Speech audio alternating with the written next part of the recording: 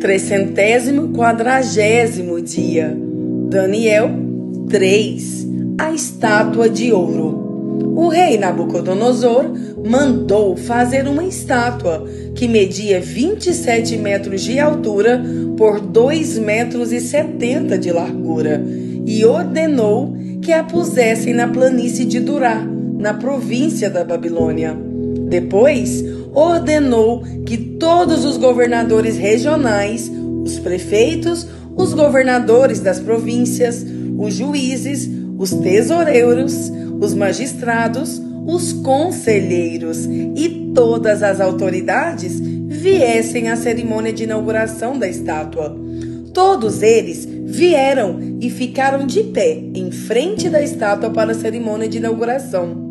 Aí, o encarregado de anunciar o começo da cerimônia disse em voz alta: povos de todas as nações, raças e línguas, quando ouvirem o som das trombetas, das flautas, das cítaras, das liras, das harpas e dos outros instrumentos musicais, ajoelhem-se todos e adorem a estátua de ouro que o rei Nabucodonosor mandou fazer.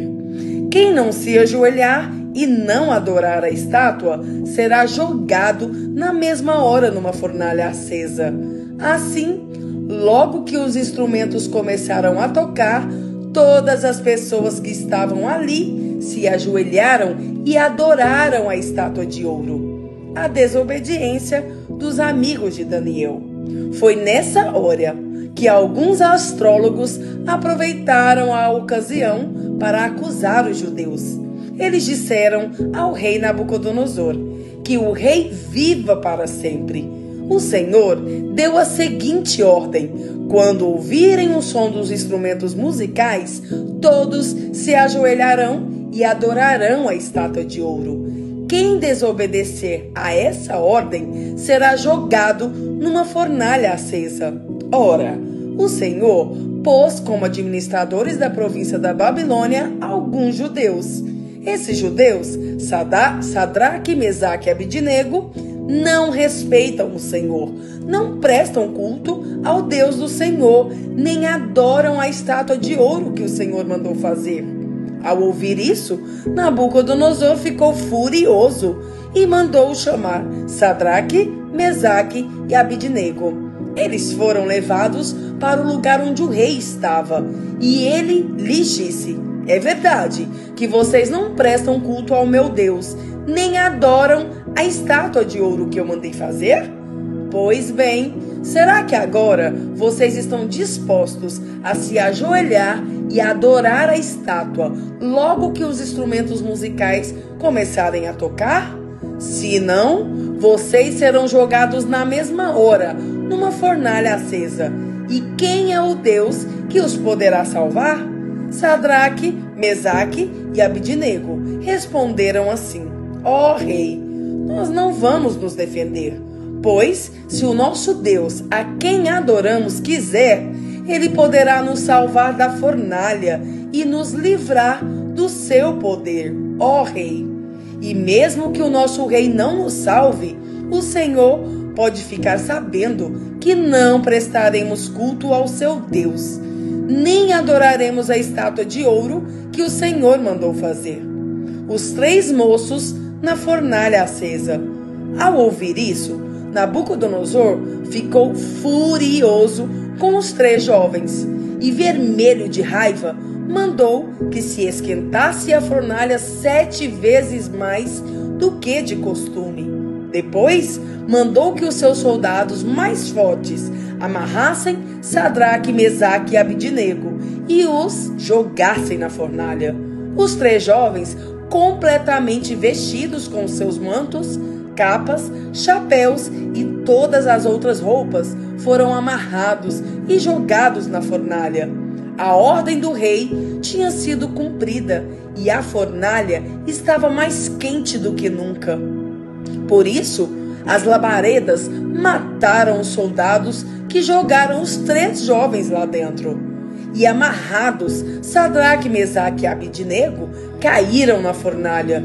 De repente, Nabucodonosor se levantou e perguntou muito espantado, aos seus conselheiros: não foram 3 os homens que amarramos e jogamos na fornalha? Sim, senhor, responderam eles. Como é então que eu estou vendo 4 homens andando soltos na fornalha? Perguntou o rei. Eles estão passeando lá dentro, sem sofrerem nada, e o 4º homem parece um anjo. Aí o rei chegou perto da porta da fornalha e gritou: Sadraque, Mesaque e Abdenego, servos do Deus Altíssimo, saiam daí e venham para cá. Os 3 saíram da fornalha e todas as autoridades que estavam ali chegaram perto deles e viram que o fogo não havia feito mal nenhum a eles. As labaredas não tinham chamuscado nenhum cabelo da sua cabeça e as suas roupas não estavam queimadas e eles não estavam com cheiro de fumaça. O rei gritou: que o Deus de Sadraque, Mesaque e Abdenego seja louvado. Ele enviou o seu anjo e salvou seus servos que confiam nele. Eles não cumpriram a minha ordem. Pelo contrário, escolheram morrer em vez de se ajoelhar e adorar um Deus que não era o deles. Por isso, ordeno que qualquer pessoa, seja qual for a sua raça, nação ou língua, que insultar o nome do Deus de Sadraque, Mesaque e Abdenego seja cortada em pedaços e que a sua casa seja completamente arrasada, pois não há outro Deus que possa salvar como este. Então, o rei Nabucodonosor colocou os 3 jovens em cargos ainda mais importantes na província da Babilônia. Daniel 4. Nabucodonosor tem outro sonho. O rei Nabucodonosor mandou aos povos de todas as nações, raças e línguas a seguinte mensagem: felicidade e paz para todos. Quero que todos saibam dos maravilhosos milagres que o Deus Altíssimo fez em meu favor. Grandes são os seus milagres e as coisas que ele fez são espantosas, pois ele é o Rei eterno e reinará para sempre. E continuou: eu, Nabucodonosor, vivia sossegado no meu palácio e tudo ia muito bem. Mas certa noite tive um sonho que me deixou preocupado. Enquanto dormia, ideias e visões horrorosas tomaram conta de mim. Por isso, mandei chamar todos os sábios da Babilônia, para que eles me explicassem o sonho. Vieram então os sábios, os adivinhos, os astrólogos e os feiticeiros, e eu lhes contei o sonho, mas nenhum deles pôde explicá-lo. Finalmente, apresentou-se Daniel, conhecido também como Beltesazar, nome que recebeu em honra do meu Deus. O espírito dos santos deuses está nele, e por isso eu lhe contei o meu sonho. Eu disse: Beltesazar, chefe dos adivinhos, eu sei que o espírito dos santos deuses está em você e que há um mistério que você não possa explicar. Não há. Por isso, vou lhe contar o sonho e quero que você explique o que ele quer dizer. Eu estava deitado na cama e, de repente, tive uma visão. Nela, vi uma árvore muito alta, plantada no centro da terra. A árvore cresceu e cresceu até tocar o céu. E era tão grande que podia ser vista de qualquer lugar do mundo. As suas folhas eram belas e ela dava tantas frutas que o mundo todo podia se alimentar delas. Animais selvagens descansavam na sombra da árvore e as aves faziam ninhos nos seus galhos e todos os seres vivos se alimentavam das suas frutas. Eu ainda estava sonhando quando de repente vi um anjo vigia que descia do céu e dizia em voz muito alta: derrubem a árvore, cortem os seus galhos, tirem as folhas e joguem fora as frutas, espantem os animais que estão descansando na sua sombra, e as aves que estão nos seus galhos. Mas deixem ficar o toco e as suas raízes, e o amarrem com correntes de ferro e de bronze no meio do capim bravo no campo. Assim, o sereno cairá sobre esse toco, esse homem, e ele comerá capim como os animais. Ele perderá o juízo e começará a pensar como um animal. 7 anos viverá assim. Esta é a sentença dada pelos anjos vigias do céu, a fim de que todos saibam que o Deus Altíssimo domina todos os reinos do mundo. Ele dá esses reinos a quem quer, mesmo ao mais humilde de todos os homens. E Nabucodonosor terminou dizendo: foi esse o sonho que eu tive, e nenhum dos meus sábios pôde me explicar o que ele quer dizer. Mas você, Beltesazar, pode dar a explicação, porque o Espírito dos santos deuses está em você. Portanto, explica o que o sonho quer dizer. Daniel explica o sonho. Ao ouvir isso, Daniel, também conhecido como Beltesazar, ficou espantado e por alguns instantes não sabia o que pensar. O rei lhe disse: Beltesazar, não se preocupe com o sonho, nem com o que ele quer dizer. Mas Daniel respondeu: ó rei, quem dera que o sonho e a sua mensagem não fossem a respeito do Senhor, mas a respeito dos seus inimigos. O Senhor viu uma árvore que cresceu, e cresceu tanto até tocar o céu, e que era tão grande que podia ser vista de qualquer lugar do mundo. As suas folhas eram belas, e ela dava tantas frutas que o mundo todo podia se alimentar delas. Animais selvagens descansavam na sombra da árvore, e as aves faziam ninhos nos seus galhos. Aquela árvore, ó rei, é o Senhor, pois o Senhor se tornou poderoso, e o seu poder aumentou muito, que chegou até o céu, e o seu domínio se estendeu pelo mundo inteiro.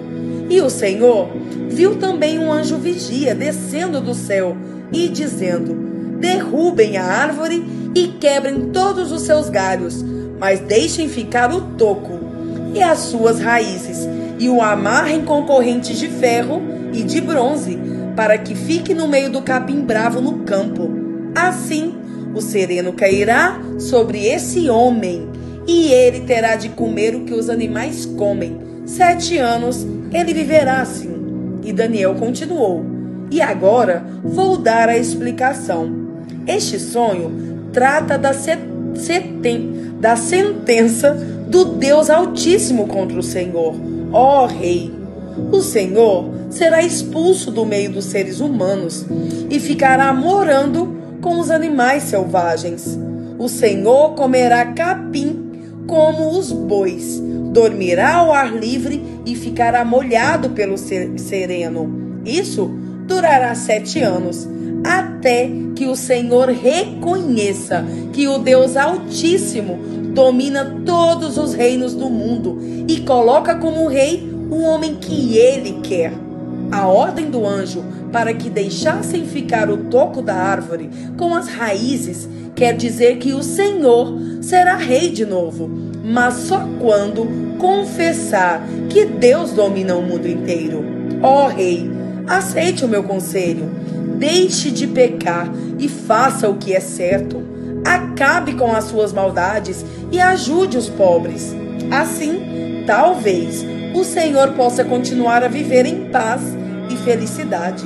E de fato, tudo isso aconteceu com o rei Nabucodonosor. 12 meses mais tarde, ele estava passeando no terraço do seu palácio, na cidade de Babilônia, e disse: como é grande a cidade de Babilônia! Com meu grande poder, eu a construí para ser a capital do meu reino, a fim de mostrar a todos a minha grandeza e a minha glória.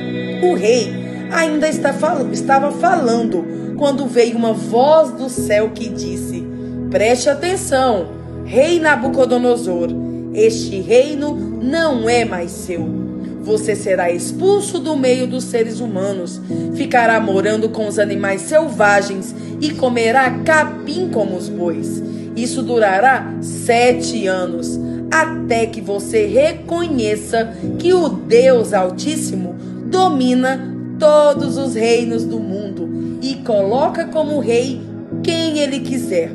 Naquele mesmo instante, cumpriu-se a sentença contra Nabucodonosor. Ele foi expulso do meio dos seres humanos e começou a comer capim como os bois. Dormia ao ar livre e ficava molhado pelo sereno. O seu cabelo ficou comprido, parecia com penas de águias, e as suas unhas cresceram tanto que pareciam garras de um gavião.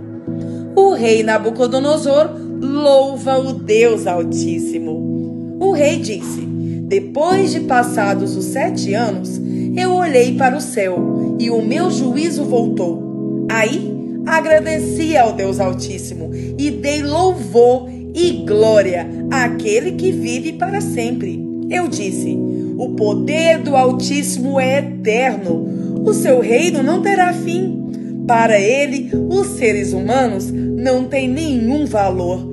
Ele governa todos os anjos do céu e todos os moradores da terra. Não há ninguém que possa impedi-lo de fazer o que quer. Não há ninguém que possa obrigá-lo a explicar o que faz. Logo que o meu juízo voltou, continuou Nabucodonosor, eu recebi outra vez a minha honra, a minha majestade e a glória do meu reino. Os meus conselheiros e as altas autoridades do meu governo me receberam de volta. Fui rei de novo, com mais poder do que antes. Portanto, eu, o rei Nabucodonosor, agradeço ao rei do céu e lhe dou louvor e glória.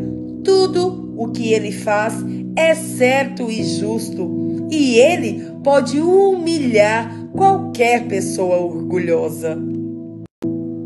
1 João 4. O Espírito de Deus e o Espírito do inimigo de Cristo. Meus queridos amigos, não acreditem em todos os que dizem que têm o Espírito de Deus. Ponham à prova essas pessoas para saber se o Espírito que elas têm vem mesmo de Deus, pois muitos falsos profetas já se espalharam por toda parte. É assim que vocês poderão saber se, de fato, o Espírito é de Deus. Quem afirma que Jesus Cristo veio como um ser humano tem um Espírito que vem de Deus. Mas quem nega isso a respeito de Jesus não tem o Espírito de Deus. O que ele tem é o Espírito do inimigo de Cristo. Vocês ouviram dizer que esse Espírito viria e agora ele já está no mundo. Meus filhinhos, vocês são de Deus e têm derrotado os falsos profetas. Porque o Espírito que está em vocês é mais forte do que o Espírito que está naqueles que pertencem ao mundo. Eles falam das coisas do mundo e o mundo os ouve, porque eles pertencem ao mundo. Mas nós somos de Deus. Quem conhece a Deus nos ouve, mas quem não pertence a Deus não nos ouve. É desse modo, então, que podemos saber a diferença que existe entre o Espírito da verdade e o Espírito do erro. Deus é amor. Queridos amigos, amemos uns aos outros, porque o amor vem de Deus. Quem ama é filho de Deus e conhece a Deus. Quem não ama não o conhece, pois Deus é amor. Foi assim que Deus mostrou o seu amor por nós. Ele mandou o seu único filho ao mundo para que pudéssemos ter vida por meio dele. E o amor é isto: não fomos nós que amamos a Deus, mas foi ele que nos amou e mandou o seu filho para que por meio dele os nossos pecados fossem perdoados. Amigos, se foi assim que Deus nos amou, então nós devemos nos amar uns aos outros. Nunca ninguém viu Deus. Se nos amamos uns aos outros, Deus vive unido conosco e o seu amor enche completamente o nosso coração. A razão por que podemos ter a certeza de que vivemos unidos com Deus e de que Ele vive unido conosco é esta: Ele nos deu o seu Espírito e nós vimos e anunciamos aos outros que o Pai enviou o Filho para ser o Salvador do mundo. Todo aquele que afirma que Jesus é o Filho de Deus, Deus vive unido com Ele e Ele vive unido com Deus. E nós mesmos conhecemos o amor que Deus tem por nós e cremos nesse amor. Deus é amor. Aquele que vive no amor vive unido com Deus e Deus vive unido com Ele. Assim, o amor em nós é totalmente verdadeiro, para que tenhamos coragem no dia do juízo, porque a nossa vida neste mundo é como a vida de Cristo. No amor não há medo. O amor que é totalmente verdadeiro afasta o medo. Portanto, aquele que sente medo não tem no seu coração o amor totalmente verdadeiro, porque o medo mostra que existe castigo. Nós amamos porque Deus nos amou primeiro. Se alguém diz: eu amo a Deus, mas odeia o seu irmão, é mentiroso, pois ninguém pode amar a Deus a quem não vê, se não amar o seu irmão a quem vê. O mandamento que Cristo nos deu é este: quem ama a Deus, que ame também o seu irmão.